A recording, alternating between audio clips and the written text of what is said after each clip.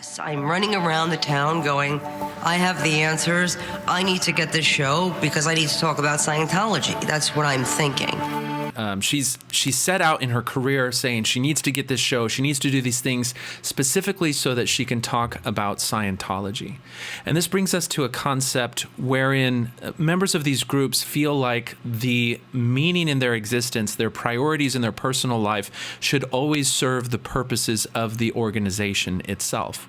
And so if they have a personal desire, whether it's a career choice or a direction in life that would seem to work contrary to achieving the ends of the organization, well, then they would be considered selfish if they were to make those choices based on their personal priorities, and instead they need to impose the organization's priorities on them. So this is part of a concept called doctrine over self, which is something that you see in a lot of these organizations where the members are really enjoined to view their world and their purposes as only having value if they are within the boundaries prescribed by the organization and conforming to the roles that the organization has set out for them and aimed at promoting the organization and having the organization grow.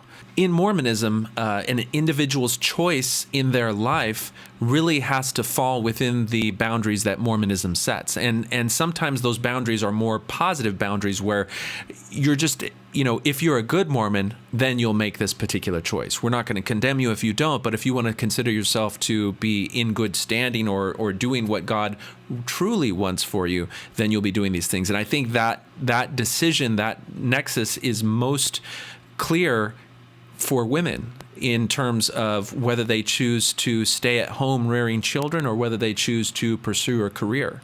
There are women that may choose not to have children in Mormonism and may choose to go and find personal fulfillment in pursuing a career, but it will not be surprising to find those women sort of treated as somehow other or making choices that are less divine, or somehow maybe they weren't able to sacrifice personally to prioritize bringing spirit children into the world, into righteous households, because that's the purpose of child rearing in Mormonism, is to bring those elect spirits into the earth, into righteous Mormon households.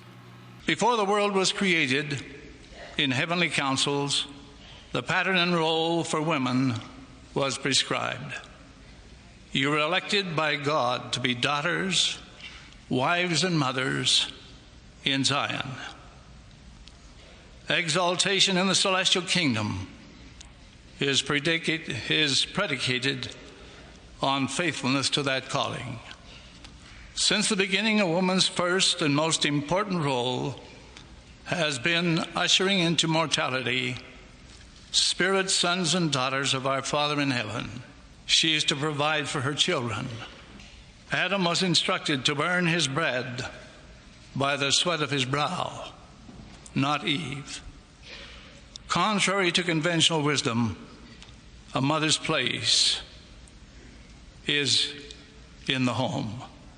So that's just one example where doctrine over self changes people's personal choices so that they always have to make sure that their priorities are in line or subordinate to church priorities.